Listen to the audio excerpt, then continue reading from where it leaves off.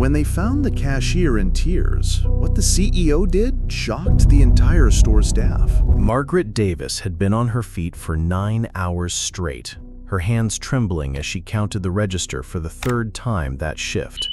The single mother of two could barely afford groceries from the very store where she worked, and now her manager was screaming at her in front of a customer who looked like he hadn't shaved in days. What she didn't know was that this scruffy stranger in the worn jacket was about to change her life forever. The fluorescent lights buzzed overhead like angry wasps, casting harsh shadows across the linoleum floor of store name. The scent of industrial disinfectant mixed with the stale smell of day-old pastries from the bakery section. It was 11:47 p.m. on a Tuesday, and Margaret Davis felt every minute of her double shift weighing on her shoulders like concrete blocks. Her fingers, stained purple from handling receipt paper all day, moved mechanically across the register keys. Beep, scan. Beep, scan. The rhythm had become her heartbeat, a monotonous soundtrack to a life that felt like it was slipping through her fingers faster than sand. "Excuse me, is this register open?" Margaret looked up to see a man in his late 40s standing at her counter. He wore a faded baseball cap pulled low over his eyes, a 3-day stubble covering his jaw, and a worn leather jacket that had seen better decades. His jeans were wrinkled, his sneakers scuffed, and he carried the tired posture of someone who'd worked with his hands his whole life. "Yes, sir, I can help you," Margaret said, forcing a smile that didn't quite reach her eyes. The man's cart contained simple items, a loaf of bread, some peanut butter, milk, and a small toy truck that looked like it belonged in a child's hands. As Margaret began scanning his items, she couldn't help but notice the way he watched her movements with an intensity that seemed unusual for a late-night grocery run. His eyes weren't judgmental or impatient, like most customers at this hour. They were observant, almost concerned. "Long shift?" he asked, quietly, his voice carrying a warmth that caught Margaret off guard. Before she could answer, the sound of heavy footsteps approached from behind. Margaret's entire body tensed, her shoulders automatically hunching inward like a turtle retreating into its shell. She recognized that particular cadence, the aggressive stomp of District Manager Rick Brennan making his rounds. "Davis, what the hell is taking you so long? I've been watching you and your transaction time is pathetic." Margaret's hands began to shake as she continued scanning items. "I'm sorry, Mr. Brennan, I'll speed up." "You'll speed up? You should have been fast an hour ago." Rick positioned himself directly behind Margaret, his bulk casting a shadow over the register. "This is exactly why single mothers don't belong in retail. You can't focus because you're too busy worrying about your little problems at home." The man in the baseball cap's jaw tightened, almost imperceptibly. His fingers gripped the edge of the counter, knuckles whitening, but he remained silent. Margaret's cheeks flushed red. "Mr. Brennan, please, there are customers." "Don't you dare tell me how to manage my store." Rick slammed his palm against the counter, causing Margaret to flinch. The sound echoed through the mostly empty store like a gunshot. I need this job," Margaret said, her voice catching. "My kids, they're counting on me." "Your kids?" laughed Rick, a harsh sound that made Margaret wince. "Your kids are the reason you're useless here. Every time one of them gets a sniffle, you're calling in sick. Every time they have some school nonsense, you're asking to leave early. You think this is a charity?" The man in the baseball cap set his hands flat on the counter, his breathing slow and controlled. His eyes never left Rick's face, studying him with the intensity of a predator watching prey. "Maybe you should have thought about that before you had kids you can't afford," Rick continued, his voice rising again. "Maybe you should have gotten an education instead of making poor life choices. Maybe you should have—" "That's enough." The voice that interrupted Rick wasn't loud, but it carried a quiet authority that seemed to cut through the air like a blade. Everyone turned to look at the man in the baseball cap, who had straightened to his full height and was now looking directly at Rick with cold, steady eyes. "Excuse me?" Rick turned, his face red with indignation. "Who the hell do you think you are?" "A customer," he replied evenly. "A customer who thinks you're way out of line." Rick's laugh was sharp and ugly. "Oh, we've got a white knight here, folks. Look, buddy, I don't know what trailer park you crawled out of, but this is my store, and I'll run it how I see fit." The man's expression didn't change. "Your store?" "That's right, genius. My store, my employees, my rules. You don't like it? Take your sad little shopping cart and find somewhere else to buy your discount groceries." Margaret watched this exchange through blurred vision. Tears she'd been fighting finally beginning to fall. She felt humiliated beyond words, not just by Rick's abuse, but by being the cause of a confrontation between strangers. The fluorescent lights seemed to grow brighter, the store's background music louder, everything more intense as her world felt like it was collapsing around her. "I'm sorry," she whispered to the customer. I'm so sorry you had to see this." The man's expression softened as he looked at her. "You have nothing to apologize for." "She has plenty to apologize for, starting with wasting my time and yours. Davis, finish this transaction and then we're having a conversation in my office. And you," he pointed at the customer, "you can shut your mouth or take your business elsewhere." The man nodded slowly, as if coming to a decision. "You know what? I think I will take my business elsewhere." He reached into his jacket pocket and pulled out his phone. Rick rolled his eyes. "What, you gonna call corporate?" "Go ahead, tough guy. I've been with this company for 12 years. They're not gonna fire a district manager because some nobody doesn't like my management style." The customer dialed a number and held the phone to his ear. "Hi, Janet. Yeah, it's me. I need you to connect me to security, and then I need you to get legal on standby." He paused, listening. "I'm at store number 247. We have a situation." Rick's confidence wavered slightly. "Who the hell are you calling?" He held up one finger, continuing his conversation. "No, I'm fine, but I need you to pull all security footage from Register 6 for the past 30 minutes, and I need you to start documenting everything for a harassment case." Another pause. "Yes, immediate termination. I'll explain later." By now, the few other customers in the store had begun to drift closer, drawn by the commotion. Night shift employees from other departments, stocking, pharmacy, customer service, had abandoned their tasks to watch the drama unfold. Rick's face had gone pale. "Look, if this is about corporate policy, this is about human decency," the man said, ending his call and pocketing his phone. "This is about treating employees with basic respect. This is about understanding that the people who work for you aren't your personal punching bags." "Work for me?" Rick forced a laugh. "Listen, pal, I don't know what game you're playing, but no game," the man said, quietly. He reached into his back pocket and pulled out a worn leather wallet. From it, he extracted a business card and set it on the counter in front of Rick. The transformation in Rick's face was immediate and dramatic. Color drained from his cheeks like water from a broken dam.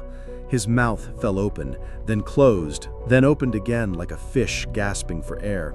His hands began to shake. Margaret, still standing behind the register with tears on her cheeks, craned her neck to see what was on the card that had caused such a reaction. The silence that followed seemed to stretch for hours, though it was probably only seconds. The background music, some forgettable pop song about summer love, continued playing, absurdly cheerful in the tension-filled air. Mr. Reynolds," Rick stammered. I mean, nobody told me you were... Nobody told you I was, what, human?" David Reynolds straightened to his full height, and Margaret realized that beneath the scruffy exterior was a man who carried himself with unmistakable authority. "Nobody told you I might occasionally shop at one of my own stores to see how my employees are treated?" Rick's Adam's apple bobbed as he swallowed hard. "Sir, if you had known, you would have acted differently?" David's voice remained calm, but there was steel underneath. So you're telling me that your behavior was acceptable as long as you thought I'd never find out about it? The gathered employees and customers watched in fascination as Rick seemed to shrink before their eyes. The man who had been so dominating moments before now looked like he wanted to disappear into the linoleum floor. That's not... She was underperforming, and I was trying to motivate. Motivate? Is that what you call publicly humiliating an employee? Attacking her personally? Making assumptions about her family situation? Margaret watched this exchange with a mixture of shock and growing hope. The CEO of her company, the actual CEO, had witnessed Rick's abuse and was defending her. It felt surreal, like something from a movie rather than her real life. "Mr. Reynolds, I think there's been a misunderstanding." "The only misunderstanding," David said, his voice cutting through Rick's protests, "is how you got the impression that this kind of behavior was acceptable in any store that carries my company's name." He turned to Margaret, his expression softening again. "Ma'am, I'm deeply sorry for what you've had to endure. No employee should ever be treated the way you were just treated." Margaret wiped her eyes with the back of her hand. "Thank you," she whispered. "How long have you been working here?" David asked gently. 3 years, Margaret managed. "Almost 4.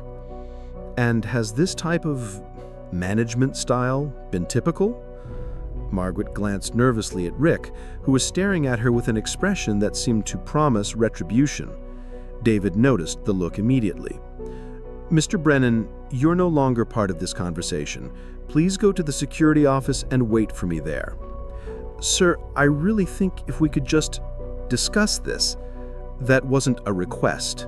David's voice carried the unmistakable tone of a man accustomed to being obeyed. "Security office, now." Rick opened his mouth as if to argue, then seemed to think better of it. He cast one last venomous look at Margaret and shuffled away, his shoulders slumped in defeat. David waited until Rick was out of earshot before turning back to Margaret. "Now, can you tell me honestly about your experience working here?" Margaret looked around at her coworkers who were still watching with wide eyes. Some nodded encouragingly, others looked nervous about getting involved. She took a shaky breath and made a decision that felt both terrifying and liberating. "It's been hard," she said quietly. "Really hard. Not just the work, I don't mind working hard, but the way we get treated. Like we're disposable. Like we don't matter."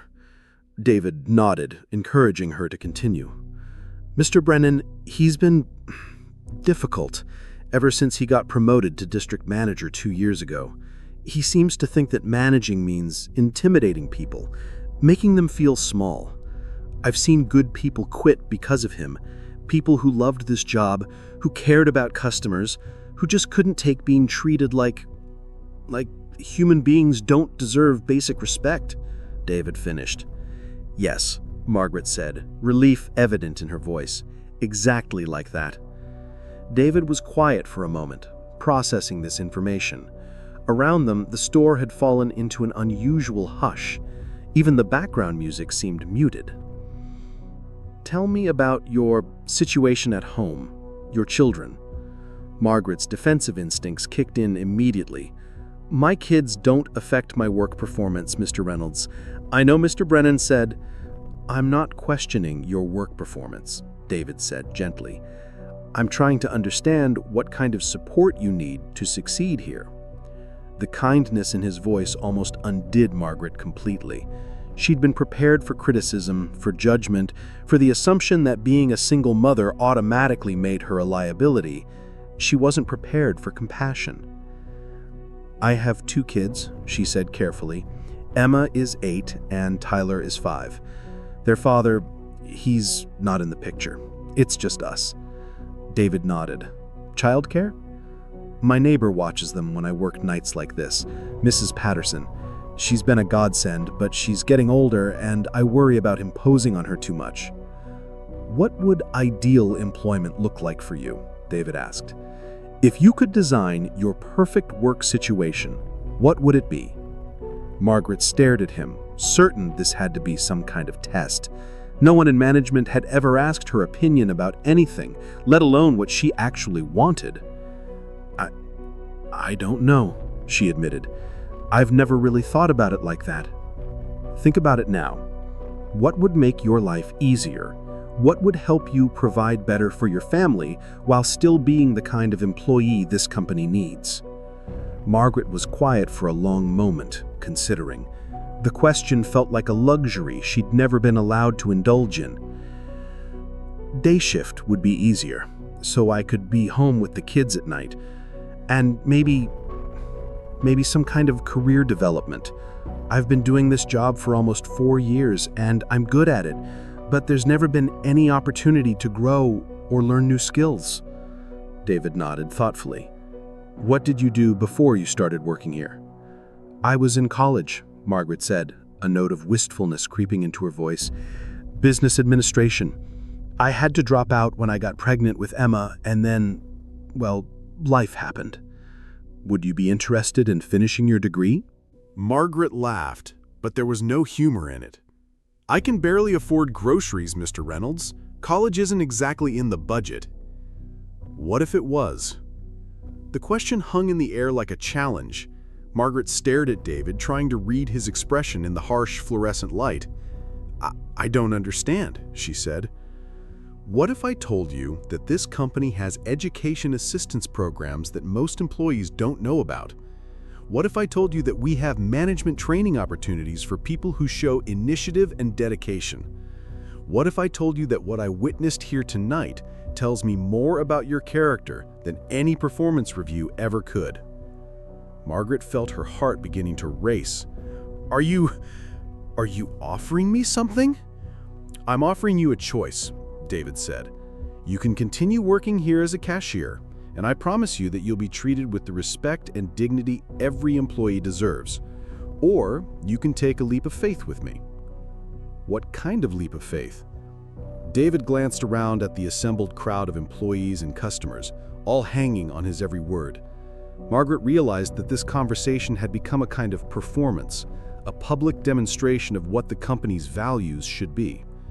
Store management position, day shift, tuition assistance to finish your degree, management training program, and a salary that will allow you to focus on your job without constantly worrying about making ends meet. The words hit Margaret like a physical blow. She gripped the edge of the register counter to steady herself, certain she must be hallucinating from exhaustion and stress. I can't, she stammered. I don't have management experience. I'm just a cashier. I'm a single mom with a high school education who can barely keep her head above water. You're a woman who's been working 2 jobs to support her children, David corrected. You're someone who's shown up every day for 4 years, who cares about customers, who's maintained her dignity and professionalism, even when being publicly humiliated by a man who should have been supporting you instead of tearing you down. He paused, letting his words sink in. Management isn't about having a title on your name tag. It's about understanding people. It's about creating an environment where employees want to do their best work. It's about treating people like human beings instead of interchangeable parts. Margaret looked around at her coworkers, seeing nods of encouragement and expressions of amazement. Janet from customer service was openly crying. Miguel from stocking gave her a thumbs up. "What about Mr. Brennan?" Margaret asked quietly. "Mr. Brennan is no longer employed by this company as of right now. His termination will be effective immediately, and he'll be escorted from the property within the hour." A murmur ran through the crowd. Several employees exchanged glances that spoke volumes about their feelings toward Rick's management style. "But the district manager position," Margaret started, "will be filled by someone who understands that employees are human beings, not machines. Someone who believes in developing people instead of destroying them. Someone who's proven that they can maintain grace under pressure and keep their values intact even when being attacked." Margaret felt tears starting again, but this time they weren't tears of humiliation or despair. They were tears of possibility, of hope she'd thought was lost forever. I don't know what to say, she whispered. Say yes, called out Janet from the back of the crowd. Girl, say yes. Other voices joined in. You deserve this, Margaret. You'd be an amazing manager. Say yes. Margaret looked at David, the scruffy stranger who had turned out to be her company's CEO, who'd witnessed her lowest moment and somehow seen potential instead of failure. Why? She asked. Why are you doing this? David was quiet for a moment, considering his answer. Do you want the business answer or the human answer? Both. Business answer. This company succeeds when our employees succeed. Happy, supported, respected employees provide better customer service, show more loyalty, and create the kind of work environment that attracts other good people. Treating employees badly is bad business, period. He paused, his expression growing more serious. Human answer. Because 12 years ago, I was a single father working 3 jobs to support my daughter after my wife died. I had managers who treated me like garbage, who made me feel worthless, who seemed to think that desperation meant they could abuse me without consequences. David's voice grew quiet, but every word carried weight. I swore that if I ever had the power to change that for someone else, I would. The store fell silent again. Margaret realized she was crying openly now, but she didn't care. Around her, she could see that several other employees were wiping their eyes as well. I want to say yes, Margaret said, her voice shaky but determined. But I'm scared. What if I fail? What if I'm not good enough? What if you are? David interrupted gently. What if you're exactly what this company needs? What if your experience as an employee gives you insight that someone with an MBA but no real-world experience could never have? He stepped closer, lowering his voice so that only Margaret could hear. What if I told you that I've been looking for someone exactly like you for months? Someone who understands what it's like to struggle, who knows what our frontline employees face every day, who can lead with empathy and strength. Margaret took a shaky breath. When would I start? Monday. We'll get you enrolled in the management training program, set up your tuition assistance, and begin the transition immediately. Your first assignment will be working with me to implement new training standards for all management positions company-wide. All management positions? What happened here tonight can't happen anywhere else, David said firmly. I want you to help me make sure it doesn't. Margaret looked around one more time at the faces surrounding her, co-workers who'd become friends, people who'd supported her through difficult times, employees who deserved better than what they'd been getting. Yes, she said, her voice growing stronger with each repetition. Yes, I accept. Yes, I'll do it. Yes. The cheer that went up from the assembled crowd was loud enough to wake the dead. Employees hugged each other, customers applauded, and Margaret found herself at the center of a celebration she never could have imagined when her shift started 9 hours earlier. David stepped back, allowing Margaret to receive congratulations from her soon-to-be former co-workers. But even as she was hugged and congratulated, she kept glancing back at him with an expression of wonder and gratitude. Mr. Reynolds, she called out over the noise. Thank you for everything.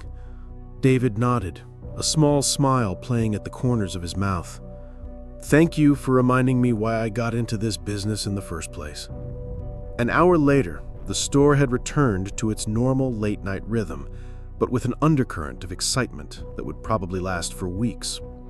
David had spent time talking individually with several employees, gathering feedback about management practices and workplace culture that would inform policy changes across all locations. Margaret finished her final transaction as a cashier. Fittingly, it was David's original purchase of bread, peanut butter, milk, and the small toy truck. For your daughter? Margaret asked as she bagged the truck. Granddaughter, David corrected with a smile. She's 5. About your son's age. Tyler would love this, Margaret said, admiring the detailed construction of the small vehicle. David paused in counting out his cash. You know what? Keep it. Consider it a congratulations gift from one parent to another. Margaret's eyes widened. Mr. Reynolds, I couldn't... David, he corrected. And yes, you could. Tyler deserves to celebrate his mom's big day too. As Margaret accepted the gift, she realized this was probably the first time in Tyler's life that he'd receive a toy that wasn't from a thrift store or clearance rack. The thought brought fresh tears to her eyes. "David," she said carefully, testing out his first name, "can I ask you something?" "Of course." "How did you know that I was telling the truth about Rick? How did you know I wasn't just a problem employee making excuses?" David finished counting his money and handed it to her. 26 hours of working with people teaches you a lot about character. I watched how you handled his abuse. You didn't fight back, didn't get defensive, didn't try to shift blame to someone else. You just tried to do your job despite being publicly humiliated. He paused while Margaret made change. "But more than that," David continued, "I watched how your coworkers reacted. Did you notice that not one person in this store defended Rick's behavior? That everyone immediately rallied around you when they realized you were getting a promotion? That tells me everything I need to know about who you really are versus who he claimed you were." Margaret handed him her receipt and change along with his shopping bag. "I still can't believe this is real." "It's real," David assured her.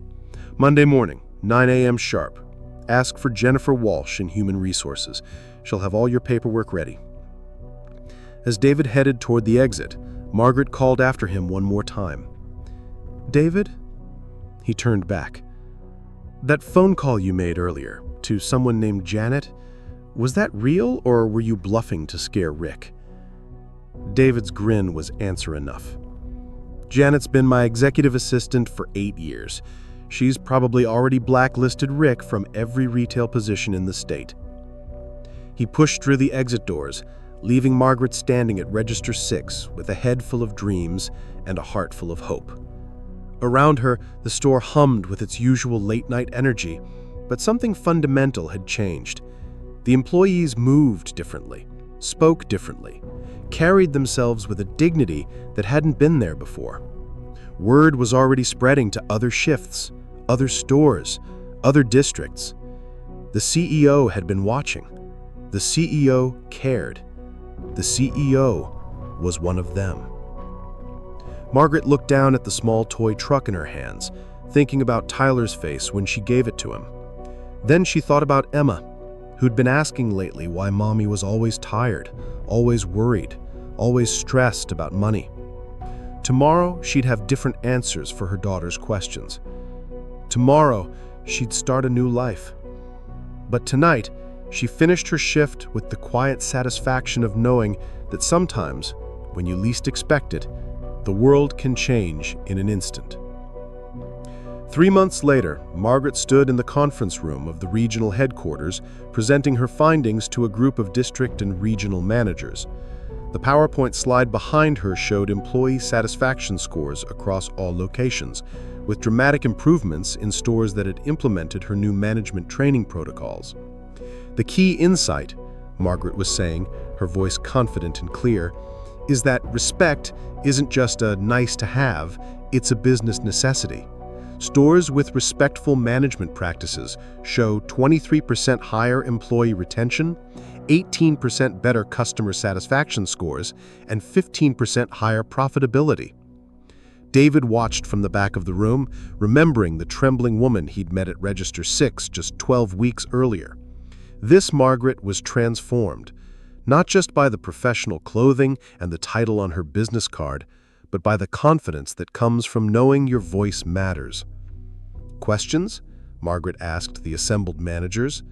A hand shot up from the middle of the room. "What about employees who take advantage of this respectful approach? How do you maintain discipline without being able to, really manage people?" Margaret's smile was patient but firm. "I think you're operating under the assumption that respect and accountability are mutually exclusive. They're not. In fact, employees respond better to correction and coaching when they trust that it's coming from a place of wanting to help them succeed, not from a desire to humiliate them." She clicked to the next slide. showing specific metrics from her pilot stores. Look at these numbers. Stores using respectful accountability practices show lower turnover, fewer customer complaints about employee attitude, and higher scores on mystery shopper evaluations. When people feel valued, they want to do good work. Another hand went up. But what about bottom performers? Sometimes you need to light a fire under people. I used to think that too, Margaret replied. But what I learned, first as an employee, then as a manager, is that most performance problems stem from one of three sources: lack of training, lack of resources, or personal issues that need support rather than punishment. She looked directly at the questioner. When's the last time you had a conversation with an underperforming employee where you asked what they needed to succeed rather than telling them what they were doing wrong? The room fell quiet. Managers shifted uncomfortably, recognizing themselves in the question. I'm not saying we lower standards. I'm saying we raise them. We hold people accountable to high expectations while also giving them the tools and support they need to meet those expectations. David stepped forward from the back of the room. Margaret's pilot program has been so successful that we're rolling it out company-wide. Every manager will be required to complete the Respectful Leadership certification within the next 6 months. A murmur ran through the room, some approving, others less enthusiastic. Margaret's eyes widened. This was news to her. David hadn't mentioned another promotion during their weekly check-ins. She felt that familiar flutter of excitement mixed with terror that had become her constant companion since accepting the management position. After the meeting, David and Margaret walked together toward the parking garage. "Regional training director?" Margaret asked. "David, I've only been a manager for 3 months. And in those 3 months, you've revolutionized how we think about employee relations. You've taken your experience as a frontline worker and translated it into actionable business practices that are delivering real results." They reached Margaret's car, not the ancient Honda she'd been driving 3 months ago, but a reliable used Toyota that represented stability and hope. "I'm scared," Margaret admitted. "This is all happening so fast. What if I mess up? What if I get in over my head?" David leaned against the car next to her. "Can I tell you something about fear?" Margaret nodded. "Fear means you care. Fear means you understand the responsibility you're taking on. Fear means you're not taking this opportunity for granted." He paused, watching cars navigate the parking garage. "Fearless people make terrible leaders because they don't consider the consequences of their decisions. Thoughtful people who act despite their fear, those are the leaders who change the world." Margaret was quiet for a moment, processing this. "How did you know?" she asked finally. "That night at the store, how did you know I was worth taking a chance on?" David smiled. "You want to know the truth? I didn't know, not for certain. But I knew that our current approach wasn't working. I knew that Rick represented everything wrong with our management culture. And I knew that if we were going to change, we needed someone who understood the problem from the inside out." He straightened up, preparing to head to his own car. "Besides," he added with a grin, "you showed more leadership in 10 minutes at that register than Rick had shown in 2 years as district manager. The choice wasn't really that hard." As David walked away, Margaret sat in her car for a few minutes before starting the engine. She thought about Emma, who was now enrolled in advanced math classes, and talked excitedly about maybe becoming an engineer someday. She thought about Tyler, who still played with that toy truck every day and told anyone who would listen that his mommy was super important at work.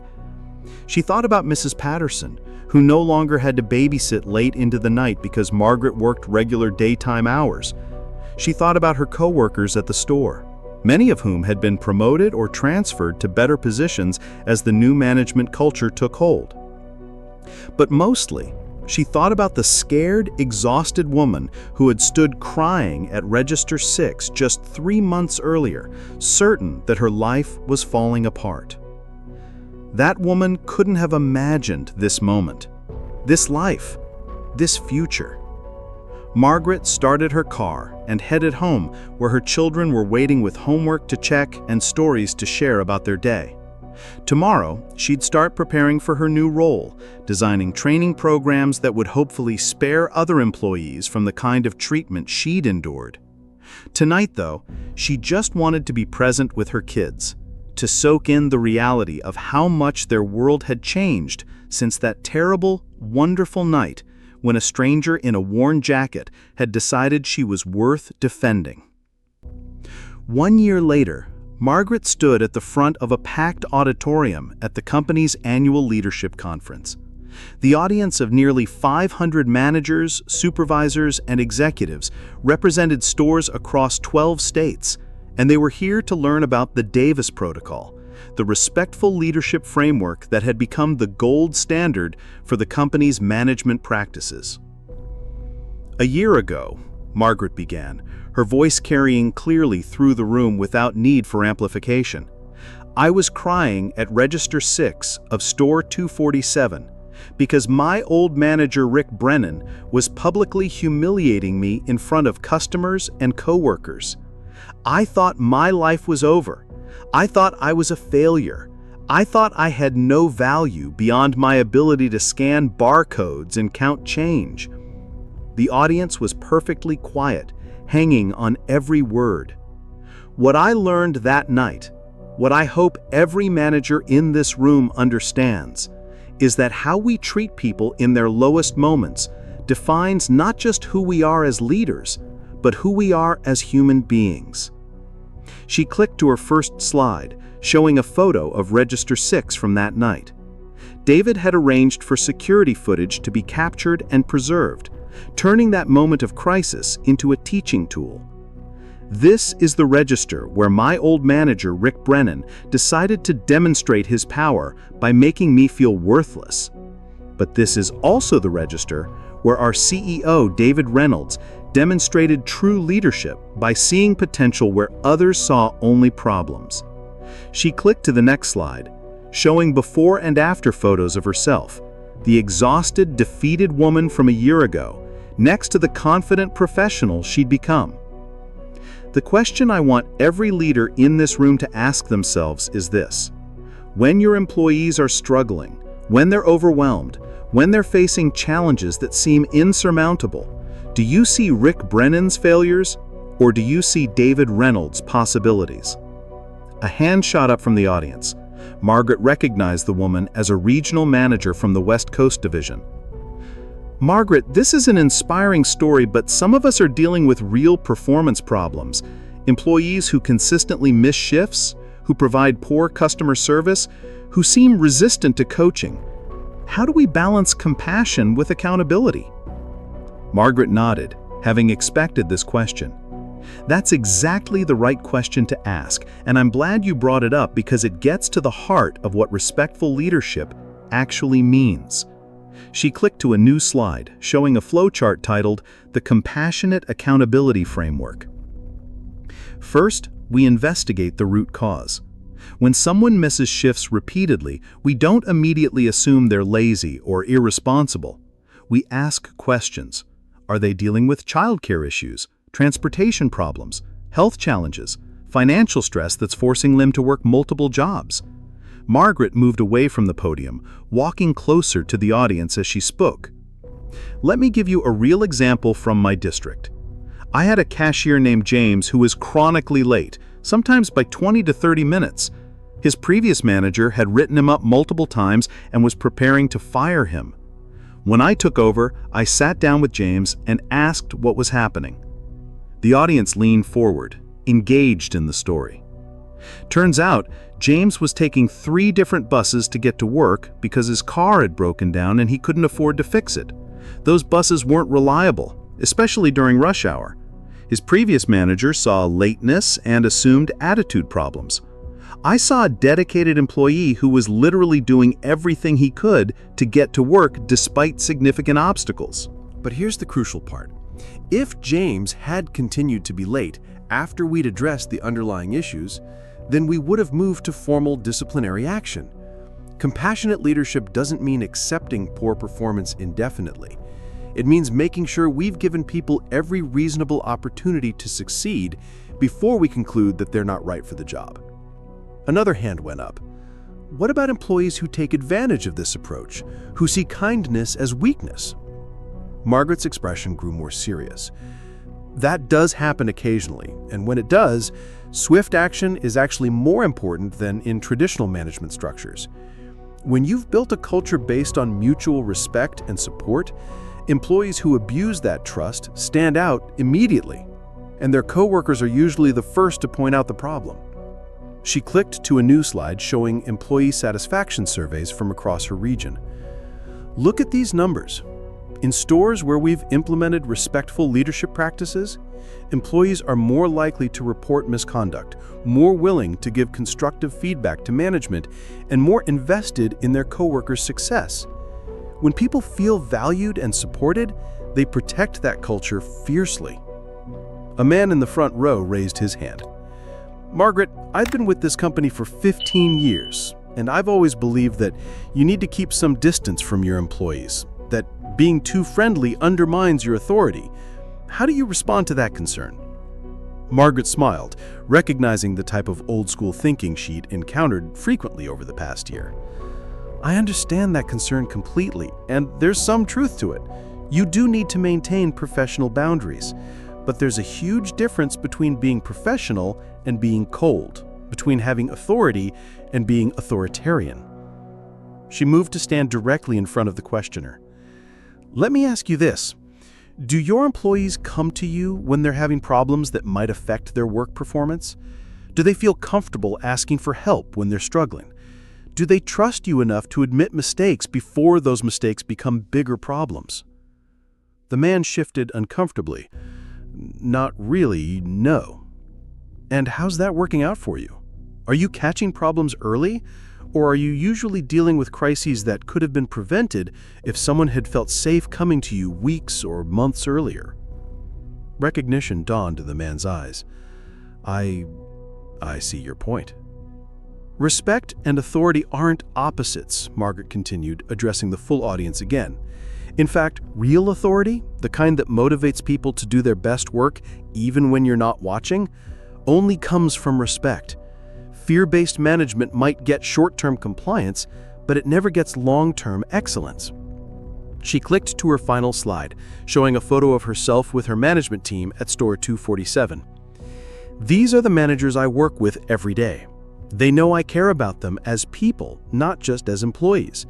They know I'll support them when they face challenges, and they know I'll hold them accountable when they fall short of our standards. That combination of support and accountability has created the highest performing district in our region. Margaret returned to the podium as applause began to build throughout the auditorium. But the most important thing I want you to remember from today isn't about management techniques or business metrics. It's about the power each of you has to change someone's life with how you choose to treat them in crucial moments. The applause grew louder, but Margaret held up a hand to continue. Everyone in this room has employees who are struggling with something. Single parents working multiple jobs to make ends meet, students trying to pay for college, people dealing with health issues, family crises, financial stress, or personal challenges that you might never hear about unless you create an environment where they feel safe sharing. Margaret's voice grew more passionate as she reached her conclusion. You have the power to be the manager who makes their life harder or the manager who helps them find solutions. You can be the leader who sees only problems or the leader who sees potential. You can be the person who breaks someone down in their moment of vulnerability or the person who lifts them up and helps them discover capabilities they never knew they had. She paused, looking out over the sea of faces in the auditorium. A year ago, I was convinced I was worthless. I believed the voices that told me I was just a single mother with no education and no prospects, destined for a life of barely getting by. It took one person, one leader who chose to see possibility instead of problems to completely transform not just my life, but my children's future. Margaret clicked to her final slide, showing Emma and Tyler at their school's honor roll ceremony. Emma had made the academic honor roll, Tyler the citizenship honor roll. These are my kids today. Confident, excited about their future, proud of their mom. They're growing up in a house where we don't worry about the electricity being turned off, where going to college is an assumption rather than an impossible dream, where their mother comes home energized rather than defeated. She looked directly at David, who was sitting in the front row with tears in his eyes. That transformation didn't happen because I was special or talented or deserving. It happened because one person, one leader who chose to see possibility instead of problems, and now I get to pay that forward every single day with the people I manage and train. Margaret stepped away from the podium for her final words. So I challenge every person in this room, go back to your stores, your districts, your regions, and look for the Margaret Davis at Register 6. Look for the employee who's struggling but still showing up, who's facing impossible odds but still trying their best, who just needs someone to believe in them long enough for them to start believing in themselves.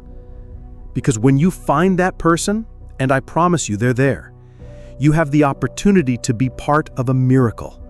You have the chance to take someone from tears to triumph, from despair to dignity, from barely surviving to truly thriving. The standing ovation that erupted shook the building. Managers who had walked into the auditorium skeptical about soft leadership approaches were on their feet, many of them wiping their eyes, all of them thinking about employees in their own stores who might benefit from a different approach. David made his way to the stage as the applause continued. When Margaret saw him approaching, she stepped aside to let him address the audience, but he shook his head and gestured for her to remain at the podium. "Ladies and gentlemen," David said, his voice carrying over the noise, "I want you to know that everything Margaret has shared with you today, every framework, every protocol, every insight, comes from her lived experience as both an employee and a leader. She didn't learn this from a textbook or a business school case study. She learned it from being treated badly and then choosing to treat others better." He turned to Margaret with obvious pride. "When I met Margaret a year ago, I thought I was helping one employee in one store deal with one bad manager.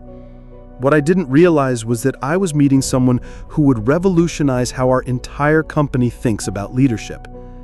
He faced the audience again. "The Davis Protocol isn't just company policy now. It's being studied by business schools, implemented by competitors, and recognized by industry leaders as the future of retail management." And it all started with one conversation at Register 6 when someone decided that dignity was non-negotiable. 5 years after that night at Register 6, Margaret Davis stood in the corner office of the company's newest headquarters building. The nameplate on her door read Margaret Davis, Vice President of Human Resources and Employee Development, a title that would have been unimaginable to the crying cashier from so long ago. Through her window, she could see the training facility where hundreds of managers each year learned the leadership principles that had grown from her experience.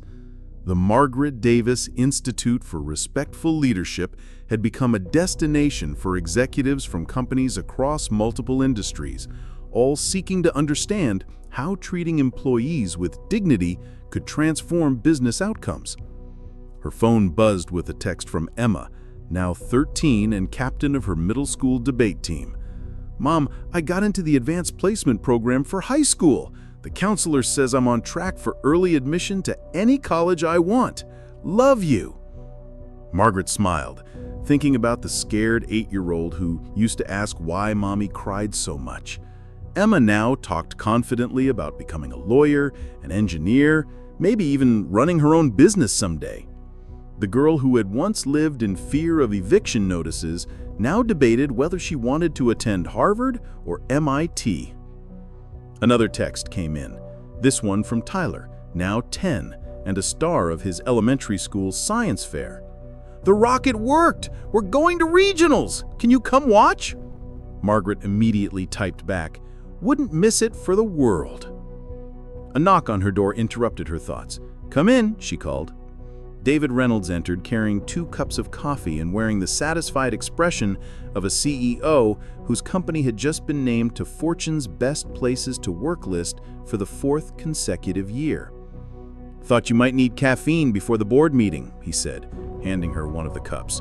"We're presenting the Q3 employee satisfaction numbers, and they're going to want to understand how we've maintained such high scores during industry-wide labor shortages."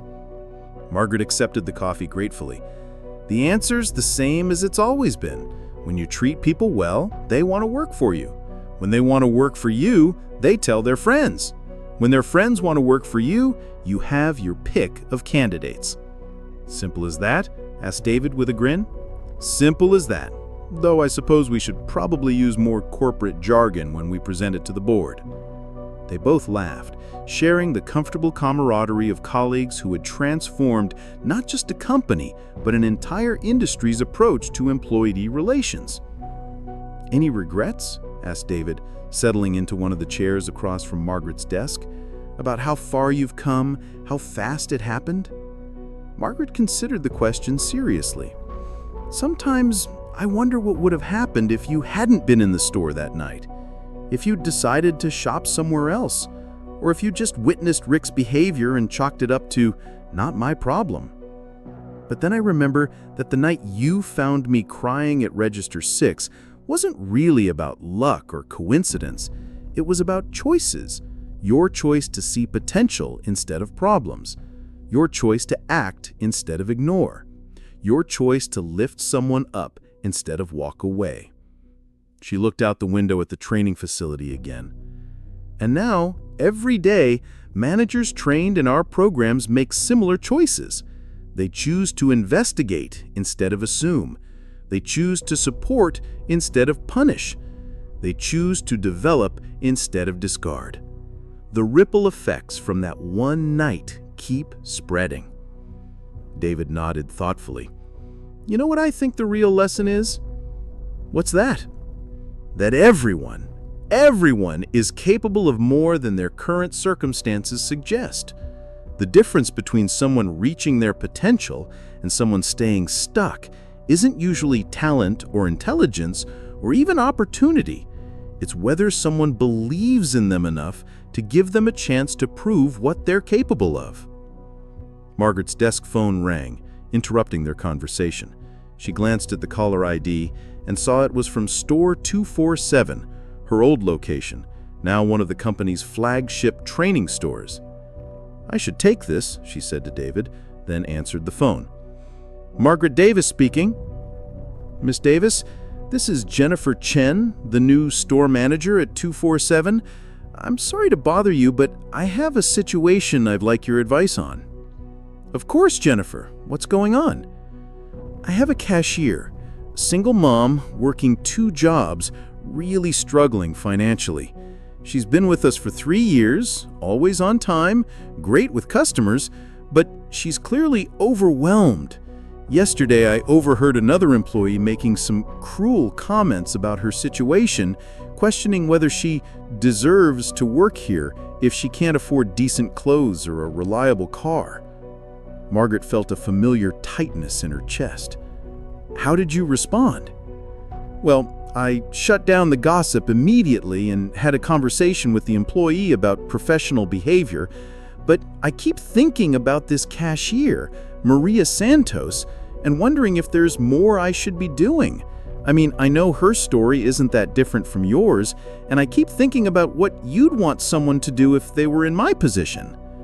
Margaret exchanged a meaningful look with David, who clearly had heard enough of the conversation to understand its significance. "Jennifer, what does Maria want? Have you asked her about her goals, her dreams? What would make her situation better?"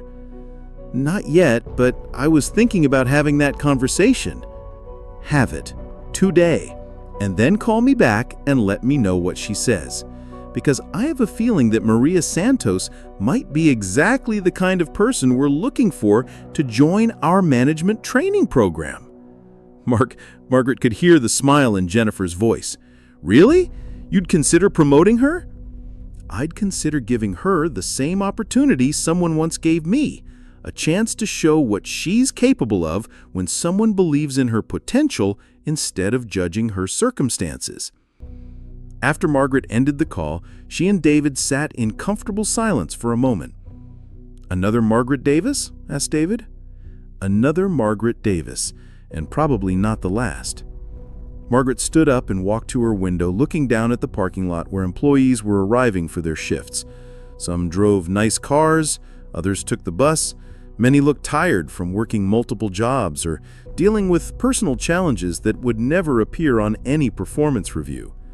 But Margaret saw them differently now than she might have 5 years ago. She didn't see struggling employees or problem cases or people who might not work out. She saw potential managers, future leaders, individuals who might just need someone to believe in them long enough for them to start believing in themselves. "You know what the best part of all this is?" Margaret said, still looking out the window.